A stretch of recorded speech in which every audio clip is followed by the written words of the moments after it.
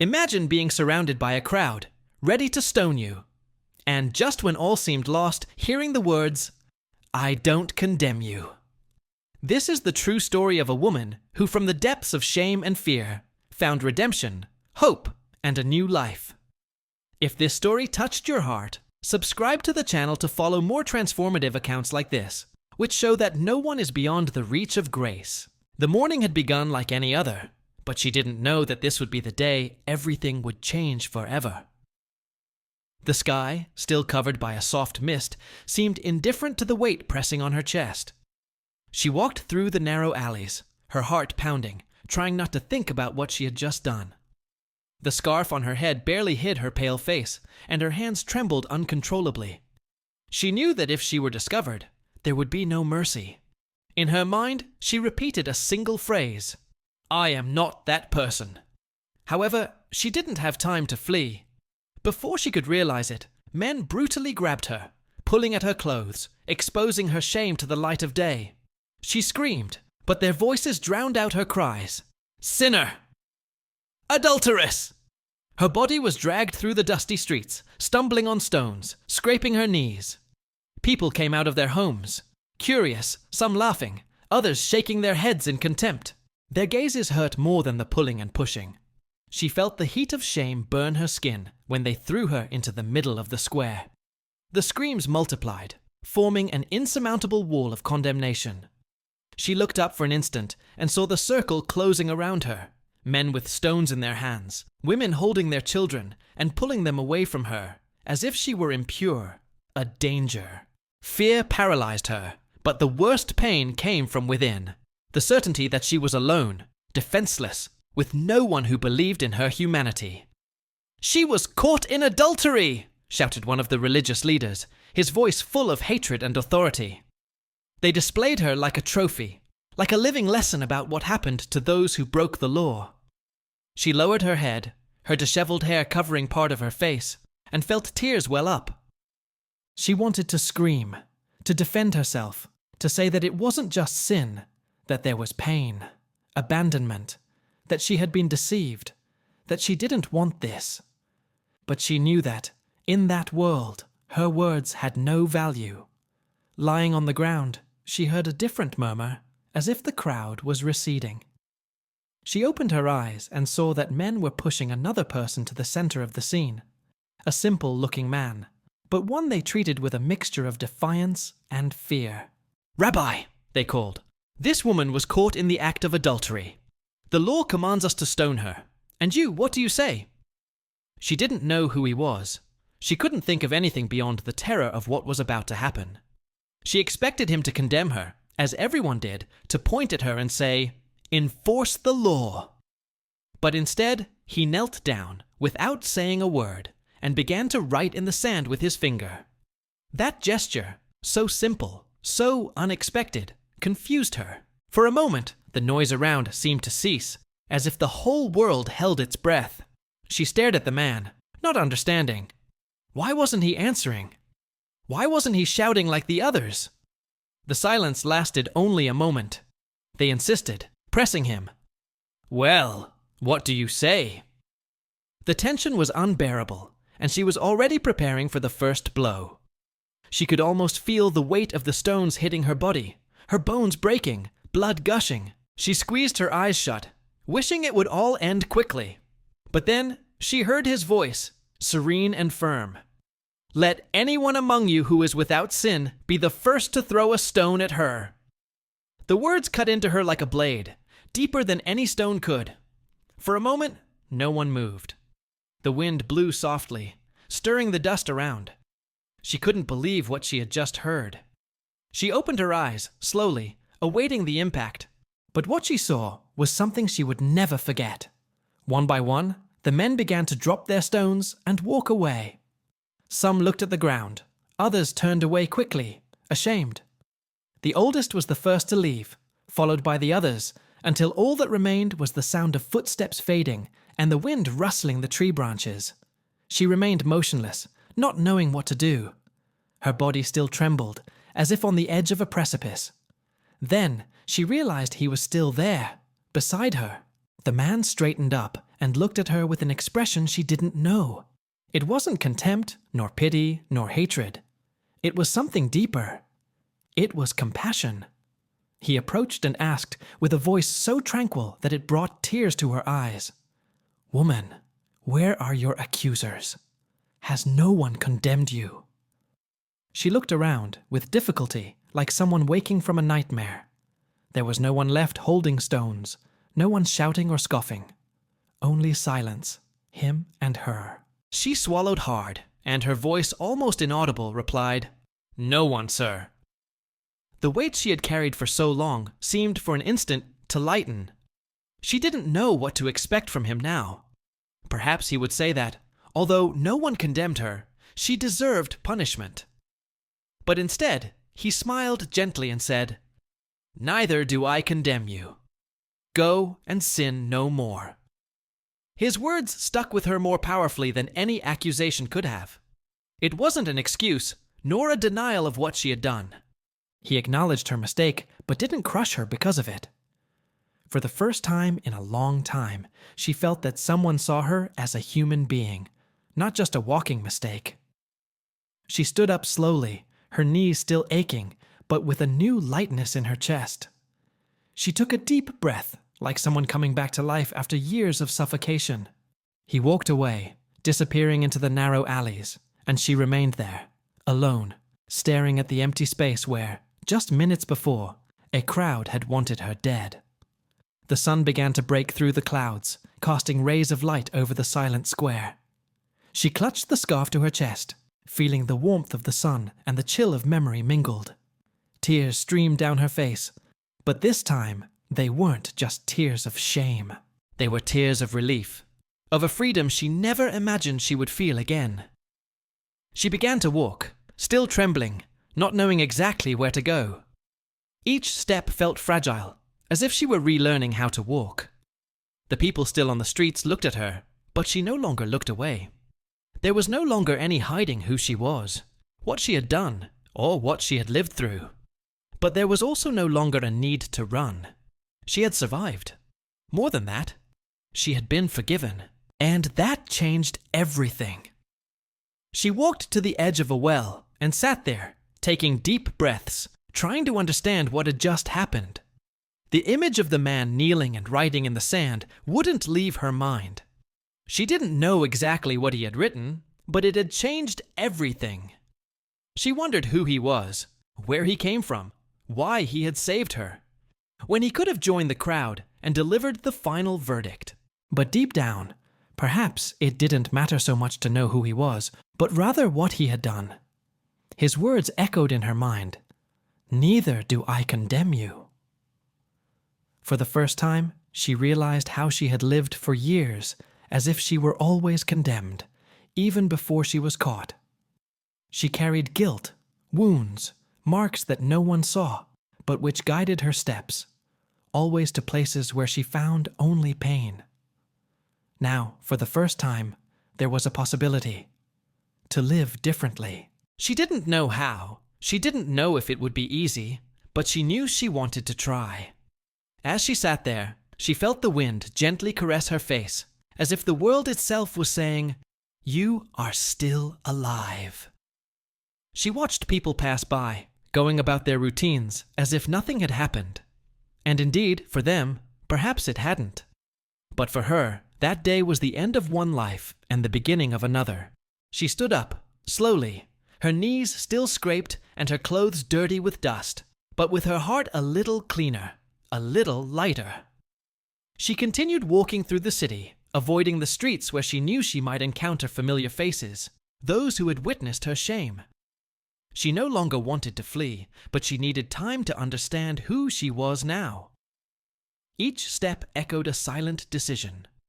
Not to go back. Not to go back to the same places, to the same errors, to the same pains. For the first time, there was a glimmer of hope, a crack through which light could enter. She arrived at a small stone house, away from the square.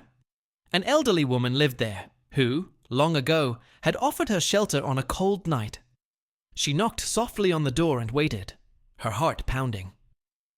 When the door opened, The woman looked at her with surprise and concern. "What happened?" she asked, seeing her torn clothes and face marked with dust and tears. She couldn't answer immediately. She just threw herself into the old woman's arms and cried everything she had kept inside for years. The woman led her inside and helped her wash, tending to the wounds on her knees with firm, tender hands. As she cared for her, she asked no questions, only offered silence and comfort. She thanked her with a look full of gratitude and sat by the fire. She watched the flames dance and thought about how, just hours before, she had believed she would never have another chance. It was as if she were destined to die that way, in the middle of the square, with stones piercing her flesh. Now there, warmed and cared for, she realized that the future was no longer set in stone. She thought about the man who had saved her. She couldn't exactly remember his face, but she would never forget his voice and his words. Go and sin no more. It was a command, yes, but not a death sentence. It was an invitation to life. And for the first time, she wondered what a life would be like without defining herself only by the mistakes she had made, without carrying that guilt that had always accompanied her like a shadow. That night, she couldn't sleep. She lay there, looking at the rustic ceiling of the house, listening to the crickets chirping outside and the wind beating against the window. Every sound seemed more intense, as if her senses were awakening to a new world. She slowly ran her hand over the old scars on her arms, memories of bad choices, abusive relationships, frustrated attempts to find love and acceptance. She had always sought it in the wrong places, and now she realized how much she had hurt herself. In the middle of the night, she sat up in bed and took a deep breath. She could no longer live as before, not only because she had been forgiven, but because now she knew it was possible to be different. That scared her as much as the possibility of death, but it was a different kind of fear, a fear that pushed her to try. She got up, walked to the small window, and looked at the starry sky. The constellations remained there, eternal and silent, as they had been the night before. But she was a different person. The next morning, she bid farewell to the elderly woman with a tight hug and continued on her way. She didn't know exactly where she was going, but she knew she couldn't stay hidden anymore. She needed to face the world, face herself. She walked to the riverbanks, where she used to go when she needed to think. She sat on a stone and watched the water flow, clear and incessant. She wanted her life to be like that, fluid, renewed, without stagnation, without repetitions that always led her to the same abysses. As she looked at the river, she remembered his last words, "Sin no more." They didn't sound like a condemnation, but like advice from someone who truly cared. For the first time, someone hadn't defined her by the worst she had done, but by the possibility of what she could become. That deeply moved her. She ran her hands through her hair, now clean and tidy, and let a silent tear roll down her face. It was no longer a tear of despair, but of hope. She decided then that she needed to move to another city. There was no longer any way to remain where everyone knew her only as the adulteress. That identity no longer served her. She stood up with determination and walked back to her house, gathered her few belongings, most of them of no emotional value, and left. As she walked along the dirt road, she felt a mixture of fear and freedom. She didn't know what she would find ahead, but she knew what she was leaving behind, a life of guilt and shame. The first few days on the road were difficult. Food was scarce, her body ached, and loneliness accompanied her like a silent shadow. At times, she almost gave in to the urge to go back, to hide, to accept that her life was doomed to failure. But at each crossroads, she remembered the man who did not condemn her, the chance he had given her, and that made her keep going, even if it was just one step at a time. She arrived at a small village where no one knew her past, where she was just another traveler, a lonely woman seeking a new beginning. She rented a simple room, started working, helping in a plantation, and gradually rebuilt her life. It wasn't easy. The fear of judgment always lingered, like a shadow. But there, no one looked at her with contempt. She learned to smile again, albeit timidly, and to trust people, albeit cautiously. In the plantation, she met other women who, like her, carried stories marked by pain and overcoming. They were widows, abandoned, some also rejected for their errors. Among them, she felt welcomed in a way she never imagined possible. She began to realize that her story, though painful, was not unique. Many women carried similar burdens, and together they learned to live despite it. The silent solidarity among them was a balm that healed invisible wounds. Over time, she began teaching other women how to spin wool, a skill she had learned when she was young and had set aside during the years her life had taken crooked paths. She realized that by teaching, she also learned. Each spun thread was like a silent metaphor for her own reconstruction. Patience, perseverance, care. She saw herself, for the first time, as someone capable of building, not just surviving. One afternoon, as she spun alongside the other women, she heard talk of a man who traveled through villages and towns, healing the sick, welcoming the outcast, and teaching about a God of love and mercy. Her heart pounded. She knew, without a doubt, that they were talking about him, the man who had saved her. She asked more, her heart aching, and discovered that he was now heading to Jerusalem, and that many believed something great was about to happen. For days, she wondered if she should seek him out, thank him, tell him how her life had changed since that encounter. But she feared not being recognized, or, worse, being remembered only as the woman caught in adultery. Doubt gnawed at her. She wanted him to know that she hadn't wasted the chance he gave her, that she was now a different person. But at the same time, she realized that perhaps the most important thing was precisely that.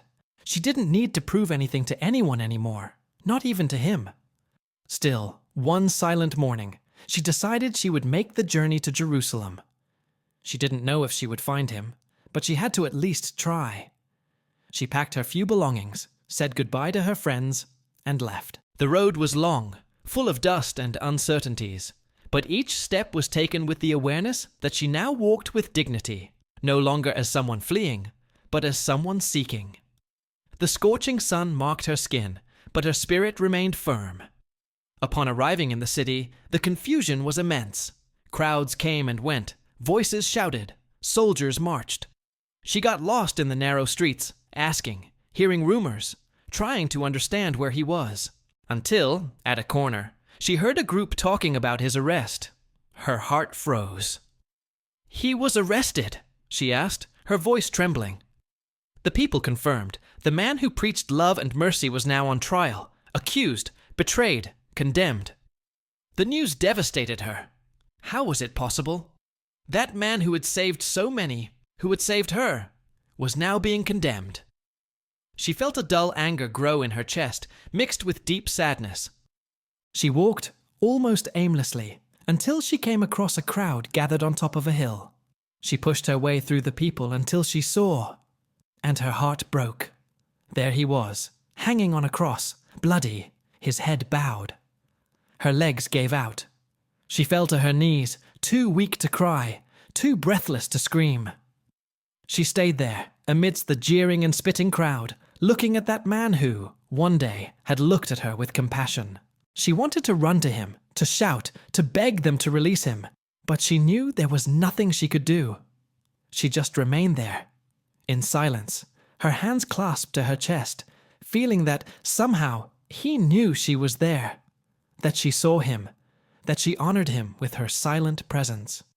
She stayed there until the end, until the sky darkened and the earth trembled. When his last breath was lost in the heavy air of that afternoon, she felt as if a part of her also died. She didn't cry, she didn't scream. She just remained motionless, as if silence was the only possible form of mourning. Around her, people began to disperse, some crying, others indifferent. She stayed until there was no one left, except a small group in the distance, equally broken by pain. With slow steps, she descended the hill, not knowing where to go. She felt empty, but at the same time, there was something strange, a silent certainty that this was not the end. She remembered the words she had heard in the city.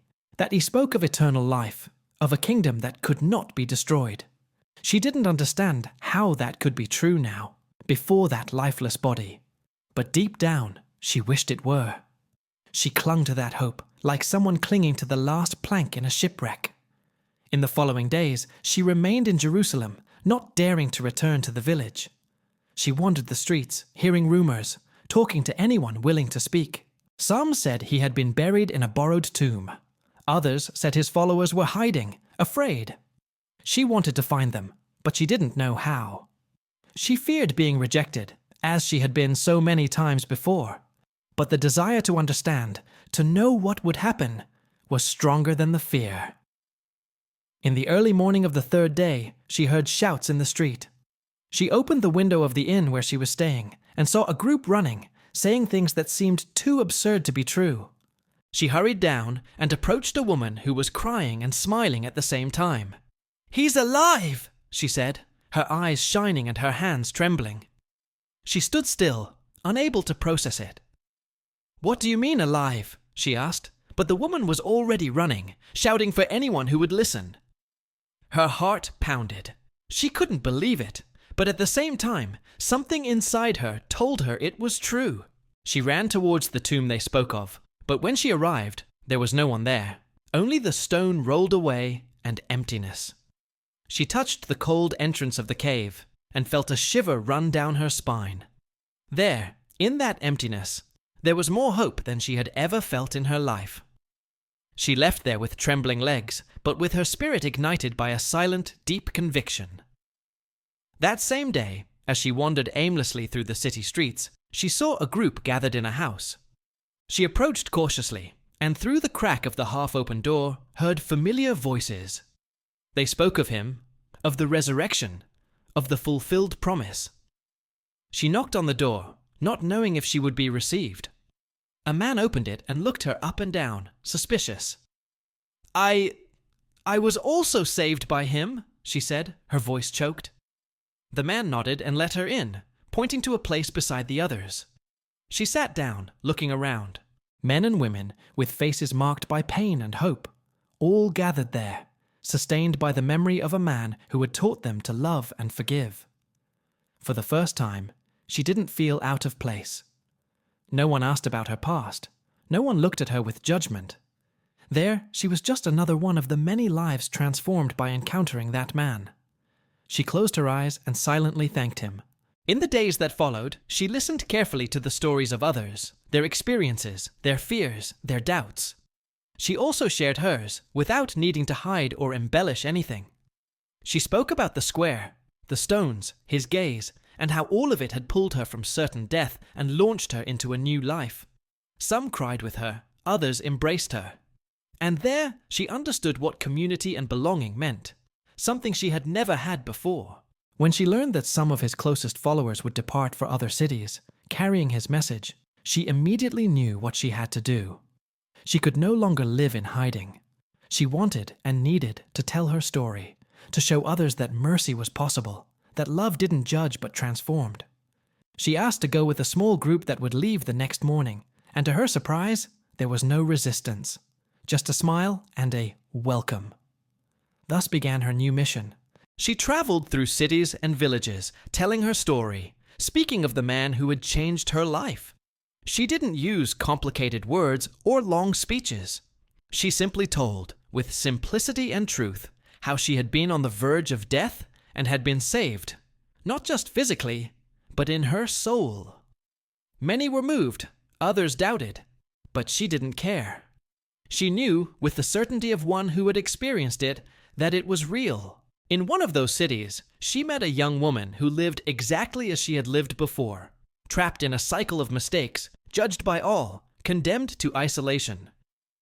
She sat beside her, held her hand, and told her story. When she finished, she saw in that young woman's eyes the same sparkle she had once had when she heard the words, "Neither do I condemn you."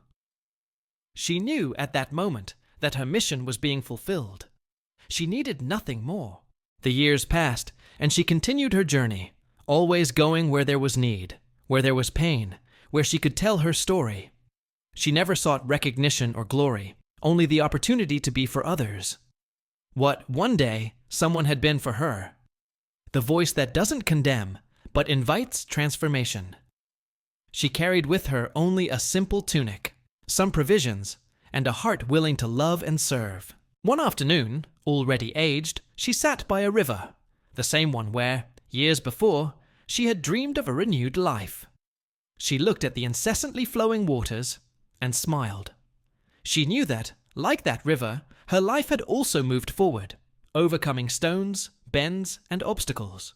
It hadn't been a perfect life, but it had been a transformed life, marked by the love she had received, and that, by grace, she was able to share. She closed her eyes and took a deep breath, feeling the gentle breeze caress her aged face. She no longer had fear, nor guilt, nor shame. Only gratitude. She remembered him, his compassionate gaze, his firm and tender voice. She knew that soon she would meet him again, no longer amidst shouts and stones, but in peace, like a daughter returning home. She let a tear fall, not of sadness, but of deep joy.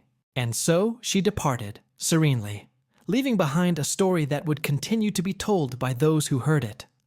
Her life, which once seemed lost and condemned, became a living testimony that mercy transforms, heals, and liberates. She was no longer the adulterous woman, but a redeemed, loved, free woman.